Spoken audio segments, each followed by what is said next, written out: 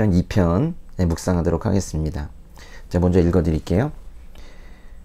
어째서 나라들이 술렁거리며 민족들이 헛된 일을 꾀하는가. 세상의 왕들이 자기를 내세우고 통치자들이 모여 여호와와 그 기름 부음 받은 이를 거스르며 저들의 사슬을 끊자 저들의 족쇄를 던져버리자 하는구나. 하늘에 앉으신 분이 웃으시며 주께서 그들을 비웃으시리라. 그러고는 진노하셔서 그들을 꾸짖고 그들을 놀라게 하시며 내가 내 왕을 내 거룩한 산 시온에 세웠노라 하시리라. 내가 이제 여호와의 율례를 선포하리라. 그분께서 내게 말씀하셨도다. 너는 내 아들이다. 내가 오늘 너를 낳았노라. 내게 구하여라. 그러면 내가 이방 민족들을 내게 기업으로 주어 온 세상이 네 소유가 되게 하리라. 너는 그들을 쇠 지팡이로 다스리며 토기장이가 자기 그릇을 부숴버리듯 그들을 부수리라. 그러므로 너희 왕들아 지혜를 가지라. 너희 세상 통치자들아 경고를 들으라. 여호와를 경외하며 섬기고 떨며 환호하라. 그분의 아들께 입을 맞추라. 그렇지 않으면 그분이 진노하셔서 가는 길에 네가 멸망하리니 그 진노는 급하시리라. 그러나 여호와를 의지하는 사람은 모두 복이 있도다. 사람들이 모여 있을 때 또는 많은 사람이 한편이 되어 있을 때 무슨 단체, 조합 이런 것들을 만들 때 또는 좀 더 크게 국가를 만들 때 심각한 착각을 하기도 하는 것 같습니다. 사람이 아무리 많이 모인다 한들 그 사람의 수로서 창조주 하나님을 이길 수 있습니까? 그 숫자가 수만 또는 수십만 정도 모였다면서 마치 창조주 하나님 앞에서 위세를 떠는 그런 모습들이 많이 보이죠. 마치 그 죄인들이 모여서 우리를 위해 성을 쌓고 하늘까지 닿는 탑을 쌓자. 우리를 위해 이름을 내고 온 지면에 흩어지지 않게 하자. 그러면서 바둥바둥거리던 그 창세기 11장의 바벨탑 사건을 그냥 주변에서 계속 보고 있는 것 같습니다. 또는 그 창세기 그 6장에 보시면 하나님께서 사람을 보시는데 사람의 악이 세상에 가득한 것과 그 마음에 품는 생각이 항상 악한 것을 보면서 마음 아파하셨다고 하는 그 세상을 요즘 보고 있는 것 같습니다. 애통한 마음이 있으십니까? 본질적 죄인으로 태어나 이 죄인된 나의 실존을 향한 그 애통함, 그게 먼저 있으셔야 되겠고, 또 이 세상을 향한 애통함이 있으셔야 되겠는데 어찌 이 애통함이 없이 그리스도인이라고 하겠습니까? 하나님을 경외하는 마음은 없고 오로지 성경과 반대되는 가르침만 공급하고 있는 이 땅의 문화, 심지어 성과 생명 윤리가 법 개정까지 되어가면서 파괴되고 있는 상황을 보면서 참 가슴이 아픈 요즘입니다. 하나님보다 사람 우선으로 놓으려고 하고 인본주의니 사회주의니 그런 것들도 좋지 않으니 이러면서 외치고 있는 이 땅의 문화를 어쩌면 좋겠어요. 갑자기 그 생각납니다. 예수님께서 베드로에게 그렇게 말씀하셨잖아요. 사탄아 물러가라. 제자에게 사탄아 물러가라. 너는 어찌 하나님의 일은 생각하지 않고 사람의 일만 생각하느냐 그러셨잖아요. 요즘이 딱 그런 것 같습니다. 근데 시편 2편의 말씀은 저에게 아주 참으로 큰 위로를 줍니다. 여러분에게도 그럴 것 같은데요. 그 1절부터 그 3절까지 그 세상에 반역하는 모습을 먼저 표현하고 있는데요. 1절에 어째서 나라들이 술렁거리며 민족들이 헛된 일을 꾀하는가. 그들은 그저 술렁거리고 요란스러울 뿐 진리의 노래는 부르지 못합니다. 그들은 헛된 일을 꾀할 뿐 열매가 없죠. 그 2절에 세상의 왕들이 자기를 내세우고 통치자들이 모여 여호와와 그 기름 부음 받은 이를 거스르며 3절 저들의 사슬을 끊자 저들의 족쇄를 던져버리자 하는구나. 이건 명백히 왕을 향한 반역의 모습인데요. 세상의 권력도 하나님께서 허락하셔야 갖게 되는 거잖아요. 근데 권력은 하나님의 뜻을 이루라고 주신 건데 세상의 권력자들은 권력이 주어지기만 하면 어쩌면 여지없이 하나같이 그것을 사유하기 위해서 그것을 또 연장하기 위해서 애를 씁니다. 그러면서 여호와와 그 기름 부음 받은 이를 거스르자, 이렇게 지금 말을 합니다. 기름 부음 받은 이가 누구를 말하는 건가요? 이건 1차적으로 그 왕이 되었던 이스라엘의 그 다윗과 그의 후손들을 말할 거예요.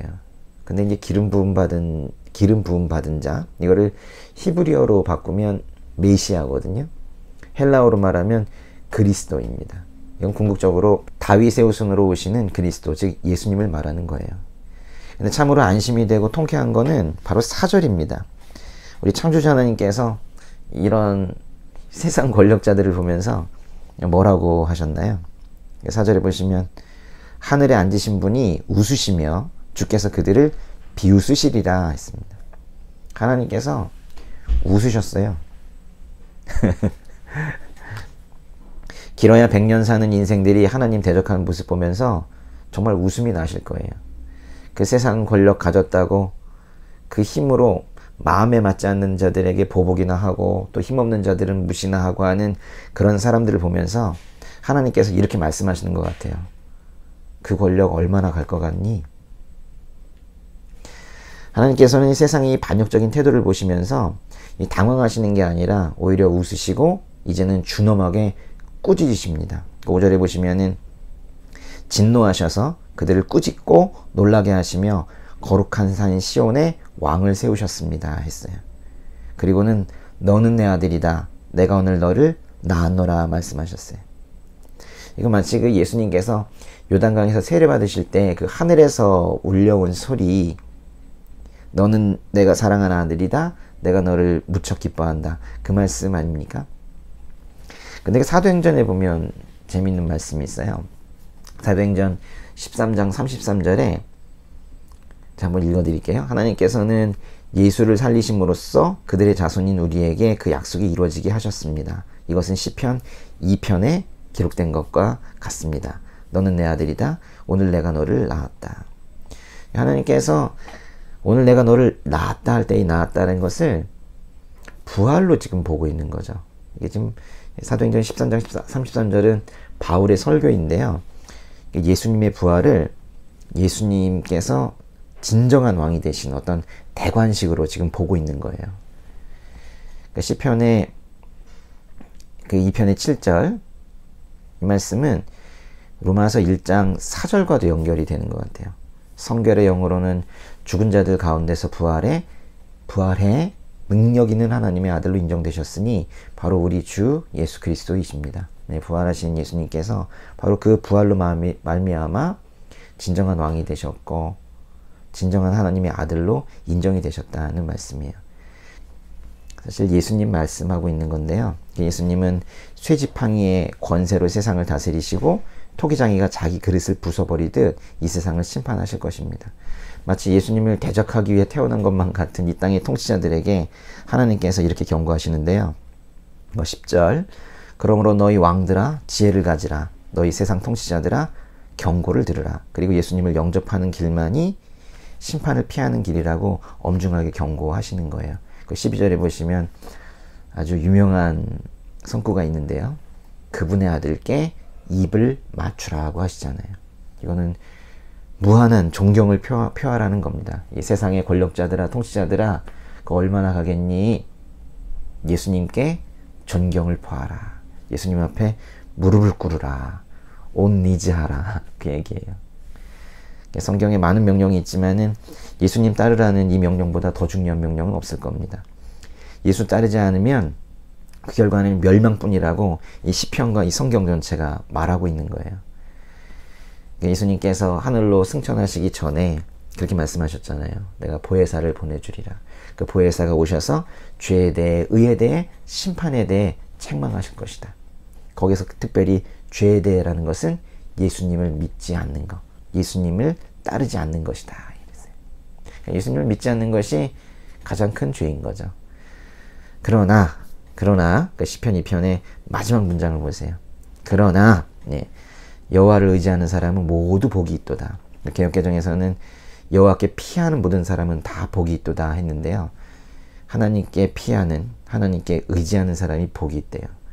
세상은 이런 의지라는 단어를 별로 안 좋아하는 것 같죠. 의지하는 것을 나약하다고 말합니다. 그러면서 의지하고 있죠. 무엇인가에.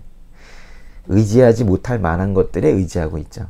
세상에 썩어 없어질 것들에 의지하고 그 나약한 자신에게 의지하고 그러고 살고 있습니다. 그래서 생긴 결과가 뭐예요? 패배감과 우울증과 강박증, 그거밖에 없잖아요. 나약한 우리는 필연적으로 의지하는 삶을 살아야 되는데 다만 무엇에 또는 누구에게 의지하느냐, 그게 중요한 거예요. 하나님께 의지하는, 하나님께 피하는 그런 사람이 복이 있는 거예요.